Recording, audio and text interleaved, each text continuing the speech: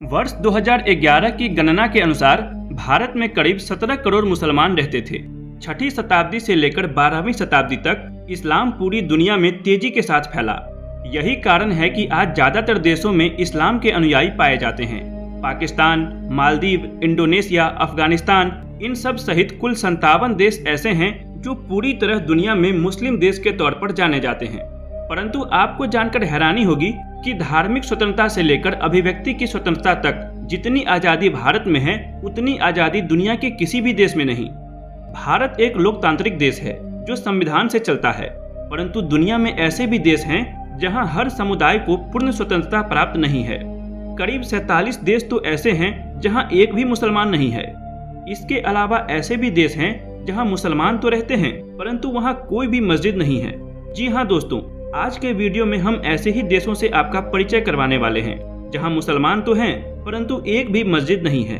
तो दोस्तों बने रहिए हमारे साथ वीडियो के अंत तक और कमेंट में जय श्री राम अवश्य लिखें। तो चलिए वीडियो को शुरू करते हैं। पूरी दुनिया की आबादी लगभग 800 करोड़ के आसपास है, जिसमें से मुस्लिम आबादी लगभग 190 करोड़ है। इसके बावजूद दुनिया में कुछ देश ऐसे हैं जहां मुस्लिम आबादी होने के बावजूद एक भी मस्जिद नहीं है। जी हाँ दोस्तों, ये सुनने में थोड़ा अजीबोगरीब जरूर लग सकता है, परंतु ये पूरी तरह सच है।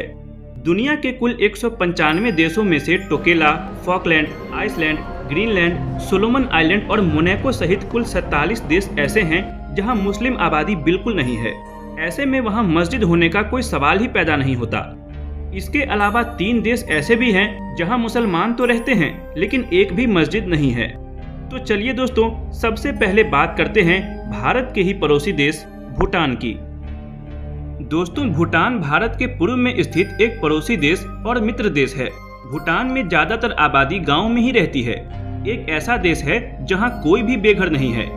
इसके अलावा भूटान की सरकार यहां के निवासियों का स्वास्थ्य खर्च भी वहन करती है। भूटान को दुनिया के खुशहाल देशों में गिना जाता है। यहाँ की सरकार सबको घर तथा भूखा नहीं रहने की गारंटी देती है। इसलिए इस देश में ना तो आपको भिखारी मिलेंगे और ना ही कोई बेघर मिलेगा।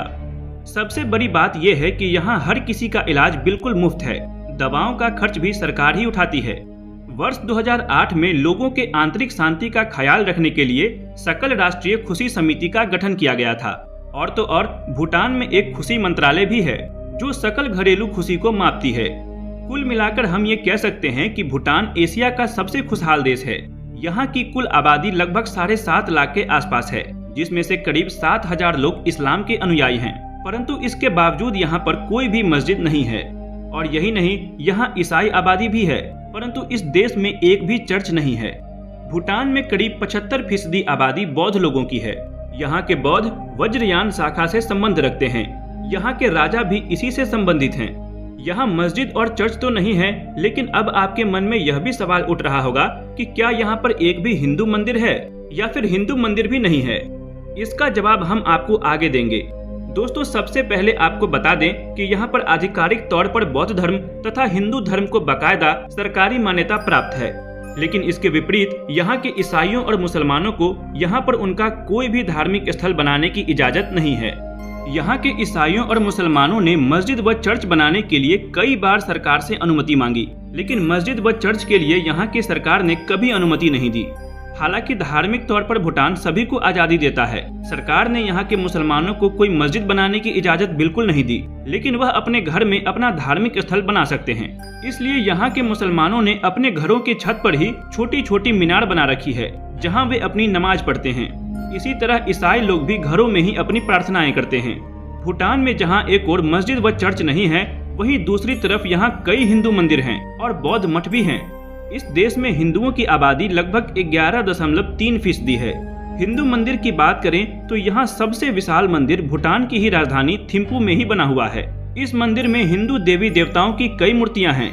यहाँ देश भर के हिंदू आते हैं और उनके साथ यहाँ स्थानीय बौद्ध भी इस मंदिर में आते हैं और पूजा पाठ करते हैं।